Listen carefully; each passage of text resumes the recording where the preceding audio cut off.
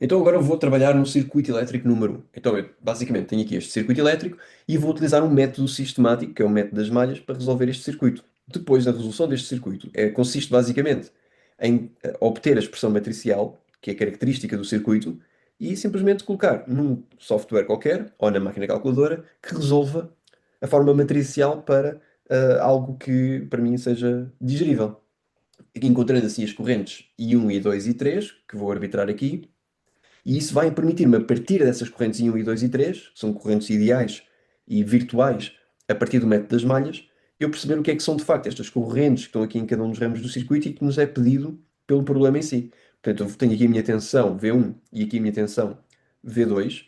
Depois vou ter aqui esta minha resistência R3 e, por fim, uma outra fonte de tensão, voltada assim para baixo, aqui é V3. E, portanto, eu posso redesenhar o circuito exatamente desta forma, como vocês podem ver. Agora, pela resistência I1 passa a corrente I1, por esta resistência I5 vai passar a minha corrente I5, e depois I2 vai passar por aqui, pela minha fonte de tensão E3, I3 vai passar por esta resistência R3, e I4 vai passar por aqui.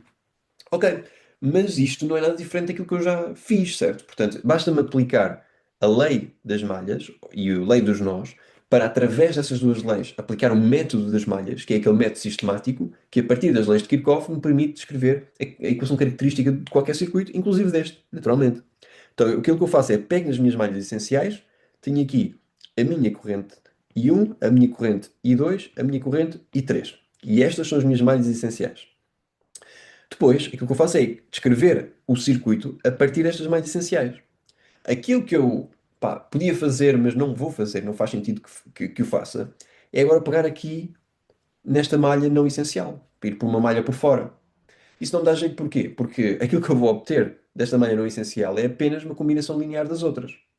Portanto, eu quero reduzir a minha análise àquelas que são as minhas malhas essenciais, aquelas que são indivisíveis.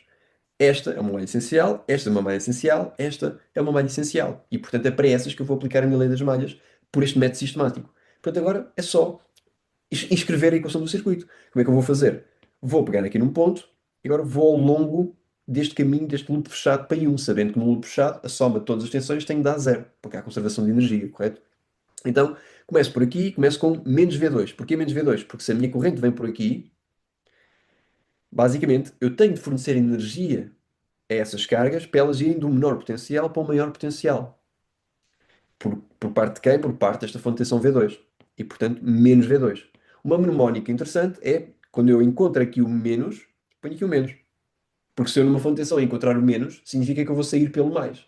Ou seja, para eu poder ir naquele sentido da corrente que eu convencionei, e que arbitrei e que pode vir depois a manifestar-se ser outro, mas para ser coerente com esse sentido da corrente, então eu tenho de entrar num sítio que tem menor potencial e sair para um sítio que tem maior potencial. Portanto, eu tive de ganhar energia nesse sentido. Ok, então menos V2, agora mais, aqui posso se calhar até dizer, isto aqui é o meu R5 e 1, mais R4 e 1, e depois mais, e vou agora pela corrente que passa por aqui, R2 não é só I1, correto? Porque por um lado tenho a corrente neste sentido em que eu vou, mas por outro lado tenho I2 a ir em contraponto. Então tem que ser I1 menos I2. E isto é igual a zero porque entretanto fechei o loop, correto? Agora vamos ao segundo loop, este aqui. Vou começar aqui, R1 e 2. R1 e 2 mais V1. Porquê mais V1? Bem, porque aqui tenho maior potencial do que aqui e a corrente está aí de facto coerentemente para onde há maior potencial, para onde há menor potencial. E portanto é só seguir esse sentido. Não é? Não tenho de fornecer energia à corrente ou às cargas que estão em movimento para que elas transportem de um sítio de menor potencial para um maior. Porque a corrente já está a ir de maior para o menor potencial. Segundo esta fonte de tensão aqui até. Portanto, não é um sinal negativo, porque eu não tive de fornecer energia à corrente para ela ir neste sentido que eu arbitrei. E portanto, se quiserem usar a mnemónica mesmo assim, venho aqui com o meu I2 e encontro-me com o sinal positivo. Portanto, ponho o sinal positivo. Ok? É apenas isso. Mais V1, mais R3, I2 menos I3, e depois falta-me este aqui. Pronto, é este salto aqui que eu faço é R2, I2 menos I1. E isto é igual a zero. Ok. Agora vamos à terceira, e a terceira é simplesmente este loop. Neste loop vou encontrar menos V3, pelos motivos que eu já descrevi, não é? Por aqui tenho dito num sítio onde há menor potencial para onde há maior potencial, porque aqui é o terminal negativo da fonte, aqui é o terminal positivo da fonte, tende a haver V3 de diferença de potencial entre os seus terminais, em que aqui o potencial é maior do que aqui. porque é a forma como ela está orientada. Então eu, para vir por aqui com corrente, com a minha corrente I3, eu tenho de ter um lift de potencial. Então, menos V3. Lá está. A mnemónica mantém-se sempre coerente, porque entro por aqui, entro com o sinal negativo e saio pelo sinal positivo. Portanto, como eu deparo-me com o sinal negativo, ponho aqui o meu sinal negativo. Ok. Menos V3. Depois sigo por ali e fica R3 e 3 menos I2. E isto é igual a zero. E pronto. Basicamente, o exercício está tudo resolvido, porque a única coisa que eu tenho que fazer agora é manipulação algébrica. É, se calhar por isto, em termos de I2, I3 e I1 em evidência, e na forma matricial isso dá-me um jeito espetacular, porque depois é só meter no Matrix Calculator, ou na própria calculadora, ou no Symbol Lab, ou no Mathematic, o que é que seja. Ou seja, coloco isto no software que me resolve matrizes e encontro as incógnitas. Quais são as incógnitas? É esta corrente I1, esta corrente I2 e esta corrente I3. Não confundir isso com esta corrente I1, esta corrente I3 e esta corrente I2. Não confundir com essas, são coisas diferentes. Estas são as minhas correntes virtuais que eu arranjei para utilizar o método das malhas, que por detrás tem a lei dos nós e a lei das malhas, as duas leis de Kirchhoff. Outra coisa é a corrente específica que passa neste ramo, que, por exemplo, neste caso aqui é coerente exatamente com I1, porque I1 também é a corrente que passa neste ramo. Mas neste ramo aqui, por exemplo, I4 já é I2 menos I1. Ok? É a corrente que passa por aqui menos a corrente que passa por aqui. A resultante é que é de facto I4. Ok? Mesma lógica aqui com I3. O que é I3? É I2 menos I3. Estamos a falar de dois e três diferentes, não é? Este aqui é o I maiúsculo 3, que é o que passa no ramo. Este é o I minúsculo 3, que é a contribuição que passa no loop. O que é este I3 maiúsculo? É a contribuição de I2 menos a contribuição de I3. A resultante é esta corrente aqui. Ok? Portanto, não confundir os dois. E porquê é que eu disse aqui, por exemplo, I3 aponta assim para baixo? Porquê é que eu não disse que I3 era I3 menos I2? Bem, porque I2 é aquele que também aponta para baixo. E então eu estou, à partida, a assumir que o potencial aqui é maior do que o potencial aqui. Então faço I2, porque é no mesmo sentido que esta corrente aqui, que eu defini, menos I3. A mesma história aqui. Eu aqui não disse que era I1 menos I2, porque I1 vai em contra o sentido de I4, deste I4 aqui. Então é basicamente o sentido de I4, que neste caso é I2, que vai nesse sentido, menos o outro sentido, que é para eu manter coerente com o sentido da corrente I4. Ok? Senão seria apenas o simétrico, e teria o valor simétrico, não teria grande problema. Tenha depois de ter isso em atenção, não é? Eu quando digo que é I2 menos I1, estou a assumir que a resultante, que é um valor positivo, significa que I2 seria maior do que I1. Portanto, se eu para este I4 que está a vir de baixo para cima, fizesse antes I1 menos I2 e obtivesse um valor positivo, significaria que I1 é maior do que I2 e, portanto, este I4 seria, na verdade, menos I1 menos I2. Ok? Isso é o invertido. Ok, então vamos lá simplificar isto. Portanto, vou pôr os meus I's em evidência. Um, I1s vai ser R2 mais R5 mais R4. Isto é o meu I1.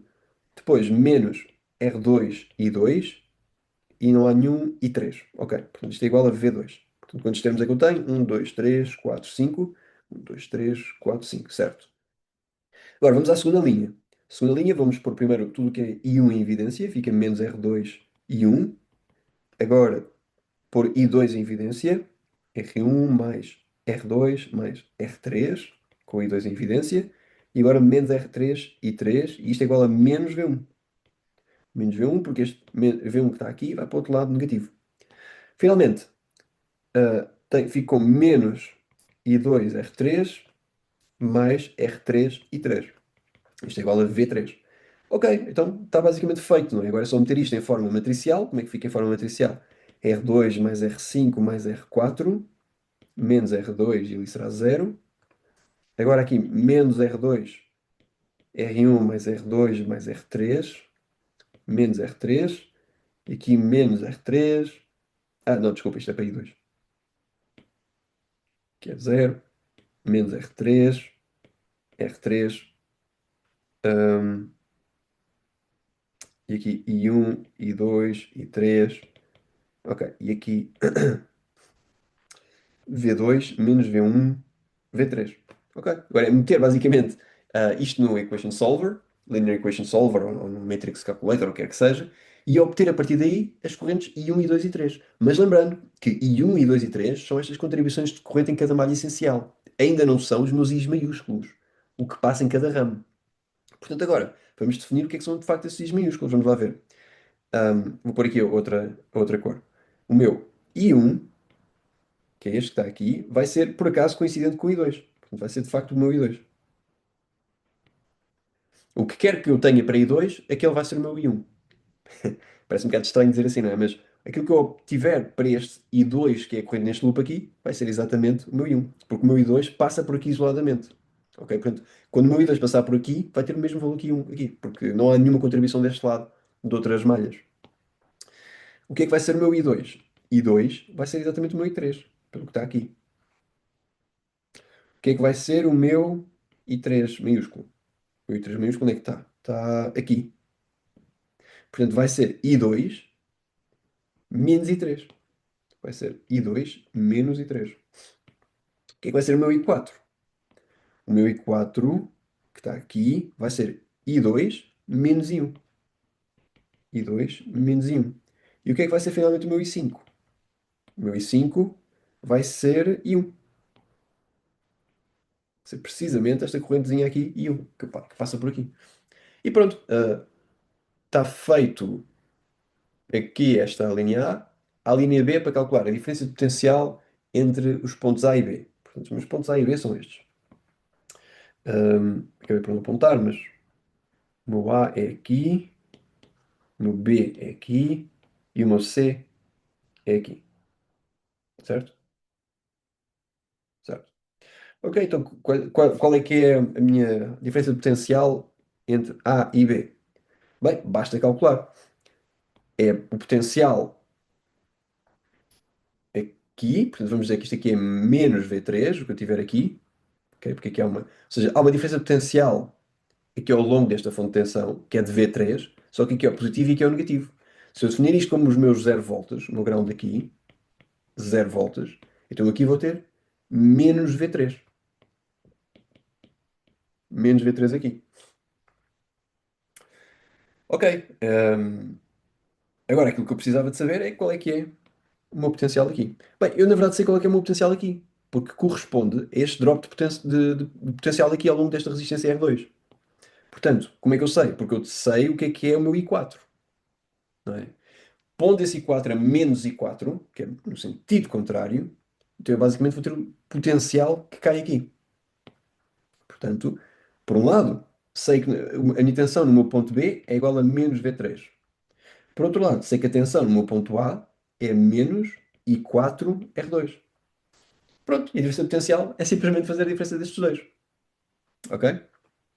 Portanto, VAB é igual a VA menos VB, que é menos I4R2 mais V3. E este deve ser o meu resultado. Ok? Ahm, Se não for este, porque a plataforma está mal, honestamente. Mas a linha C. Agora vamos à linha C. Determina a potência. Ok. Como é que eu determino a minha potência eh, dissipada nos componentes? Esta é a convenção que eu utilizo e que é a convenção utilizada universalmente, que não é a convenção que está descrita no enunciado do exercício.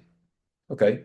Portanto, eu preciso chamar a atenção aqui neste aspecto, porque a convenção que eu utilizo é a Convenção Internacional para Engenharia Eletrónica e para Circuitos. Ou seja, se eu desenhar um circuito profissional e tiver de estudar a eficiência do circuito e, designadamente, a potência dissipada em determinadas regiões do circuito, essa potência vai ter de seguir a Passive Current Sign, ok? Ou seja, que é basicamente a convenção estabelecida internacionalmente para que toda a gente possa concordar com o que é a potência dissipada ou recebida num circuito, ok? Eu vou passar a explicar esta convenção, porque foi a convenção que eu aprendi em circuitos e que eu utilizo num contexto académico e semi-profissional, ok? Portanto, sempre vocês viram um circuito que vem de um manual de instruções, que está em algum sítio, está na internet para vocês montarem, o que é que seja, é certo que esse circuito vai seguir a convenção que eu sigo, ok? Portanto, sempre que nós temos um componente que perde energia e liberta energia do circuito, então essa energia é positiva. E, portanto, a potência associada é positiva, porque a potência é a variação da energia, ok? A potência é, no fundo, quão rápido se consegue transformar a energia de uma forma noutra. Ok? Portanto, agora aquilo que vocês vão ver é o seguinte: se vocês tiverem fontes de tensão cuja corrente vá, por exemplo, assim, então para a corrente poder andar assim, significa que esta fonte de tensão teve de fornecer energia à corrente. Tem de fornecer energia à corrente para ela passar de um sítio de menor potencial para maior potencial. Ok? Portanto, basicamente, como é que calculam essa potência? Calcular a potência é relativamente fácil, né? Tem aqui a potência é igual a IV, portanto, tem aqui um V, tem aqui outro V, tem aqui outro V. E já tem as correntes que por lá passam. Certo? Portanto, se vocês estão a fornecer energia ao circuito, significa que a corrente está a ir do menor para o maior potencial. E, portanto, calculam o vosso IV. Certo? A vossa corrente vai ser, imaginem, em 5 e V aqui neste caso vai ser V2. Como a corrente está a ir contra, portanto, do menor para o maior potencial, isso na verdade vai ser isto. Portanto, a potência em 2 na fonte de tensão V2, vai ser o sentido da minha corrente em 5, mas contrário, porque ela não está a ir no sentido convencional, ela está a ir contra o sentido portanto, do menor para o maior potencial, portanto, é preciso fornecer energia às cargas, vezes a minha tensão. V2. E esta é a potência dissipada. Bem, vai dar uma potência. Portanto, agora vai depender, ou seja, se a minha corrente aqui estiver a vir assim, então isto vai-me dar um valor positivo. E, portanto, a bateria está a perder energia. Não está a fornecer energia ao circuito. Ok? Ela está a ser anulada por outras fontes de tensão que estão a atuar no circuito. Imagina, eu tenho uma bateria de 9 volts e depois está integrada num circuito e depois tem uma outra bateria tipo de 1000 volts. Essa bateria de 9 volts não vai estar a providenciar energia ao circuito, não é? Ela vai estar a receber energia do circuito. Ela vai estar a dissipar energia do circuito. E essa dissipação é positiva, para ser coerente com a dissipação de energia nas resistências, que é sempre positiva nas resistências, porque elas nunca fornecem energia ao circuito. Ok? Portanto, o que acontece aqui em V1?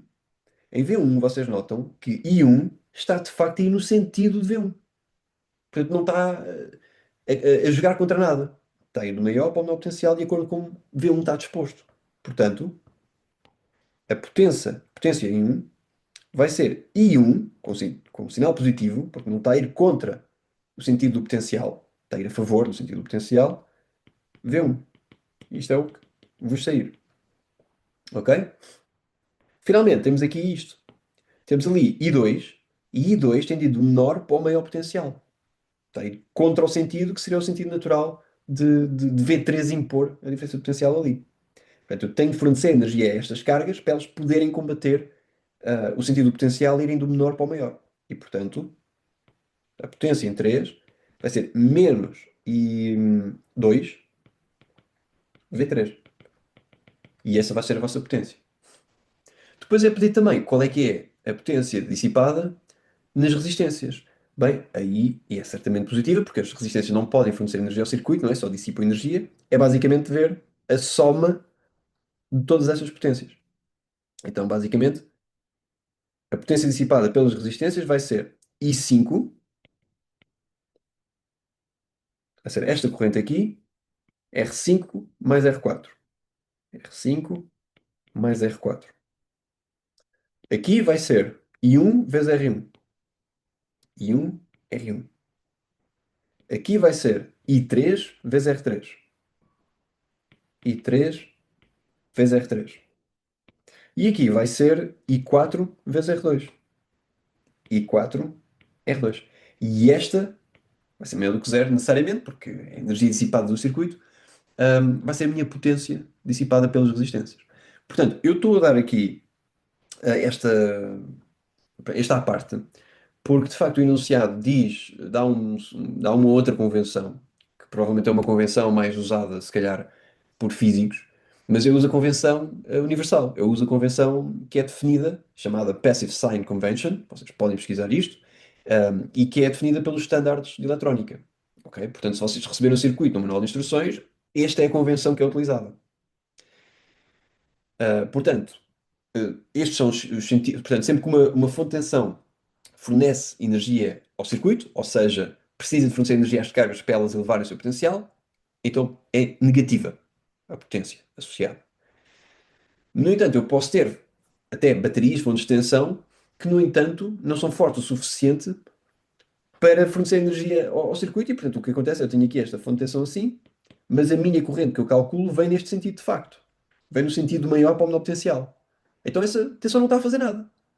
Ou melhor, está a dissipar a energia do circuito. Porque a corrente está aí por ela e está a haver um drop potencial por essa fonte de tensão. Ok? Portanto, se eu considerasse que isto seria uma potência positiva, não haveria conservação de energia.